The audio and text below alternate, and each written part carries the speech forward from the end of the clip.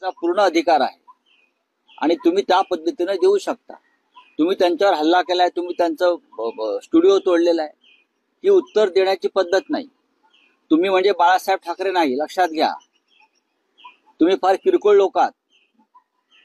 हिंदुहृदय सम्राट बाळासाहेब ठाकरेंबरोबर तुम्ही स्वतःची तुलना करू नका. तुम्ही अत्यंत चिल्लर लोक आहात, हे मी परत सांगतो. त्याच्यामुळे तुम्ही कायद्याच्या बाबतीत जर काही भूमिका घेणार असाल तर तुम्ही ती घ्यावी, जरूर घ्यावी. आणि कुणाल कामरानं महाराष्ट्रात येऊ नये किंवा इकडे जाऊ नये, तुम्ही कोण ठरवणार? तुम्ही त्याचा मर्डर करणार आहात का, खून करणार आहात का? ते जाहीर करा आम्ही त्याचा खून करतोय म्हणून. करा ना. कदाचित 31 तारखेला जेव्हा कुणाल कामरा मुंबईत येईल तर कायदा सुव्यवस्थेची परिस्थिती निर्माण होऊ शकते. कसली कायदा, यांचं राज्य आहे म्हणून कायदा सुव्यवस्थेवरती गप्पा मारतात. हे म्हणजे गल्लीतल्या टोळ्या आहेत या. हे जे दाऊद इब्राहिमनं किंवा त्या वेळेला जेव्हा भाडोत्री गुंड पोचण्यासाठी कॉन्ट्रॅक्ट किलर्स नेमले होते पैसे देऊन, तसे सगळे कॉन्ट्रॅक्ट किलर्स आहेत ते राजकारणातले. पैसे आहेत, उद्या यांच्याकडे पैसे नसतील तर हे सगळे त्यांचे कॉन्ट्रॅक्ट किलर्स आहेत, ते दुसऱ्या पक्षात जातील.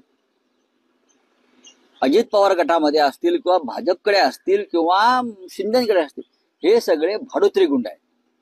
ज्या दिवशी सत्ता बदले तेव्हा आमच्या दारामध्ये बाहेर उभे असतील. They all are contract killers. मी तुम्हाला सांगतो, आम्ही यांना ओळखतो. कधी काळी याने आमच्यासाठी सुद्धा काम केलेलं आहे. बोले हो गया आपला चले. आणखी एक विषय आहे की भाजप खासदार उदयनराजे भोसले यांनी आता स्वतःच्याच सरकारला घरचा आहेर दिलेला आहे. त्यांचं असं म्हणणं आहे की छत्रपती असतील किंवा महापुरुष असतील यांच्या अवमान प्रकरणी 10 वर्षांची शिक्षा करण्याचा कायदा करा. तुम्ही विधिमंडळाचं विशेष अधिवेशन बोलवा आणि त्यात हा कायदा मंजूर करून घ्या. आणि असं न केल्यास छत्रपती शिवाजी महाराजांचा अवमान करणाऱ्यांना प्रोत्साहन देतात.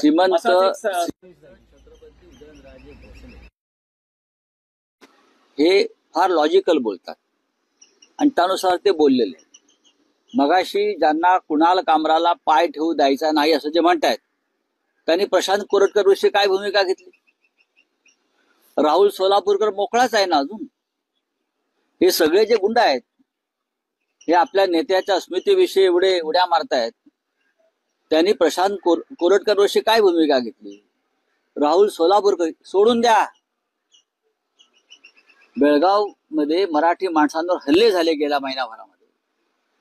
आमची शिवसेना, मूळ शिवसेना कोल्हापुरात आणि बेळगावात आंदोलन करते. शिंदेचे हे लोक ज्यांनी स्टुडिओ तोडला कुणाल कामराचा, त्यांनी बेळगाव प्रश्नावर परवा 8 दिवसापूर्वी काय भूमिका घेतली मला सांगावं ना. हे जे प्रताप सरनाईक बोलतात ना, त्यांच्या चेष्टा तोडल्यात ना. का गप्प बसली? जावं बेळगावला त्यांनी. एकनाथ शिंदेचे किती लोक बेळगावात गेले मराठी लोकांना संरक्षण द्यायला आणि कोल्हापुरात गेले बॉर्डरला. आमचे जिल्हा प्रमुख, आमचा तालुका प्रमुख, आमचे शिवसैनिक, त्यांना अटका झाल्या. तुम्हाला कुणाल कामराची पडली आहे, हा तुम्हाला उमर खालिदची पडली आहे. हा धंदे बंद करायचे.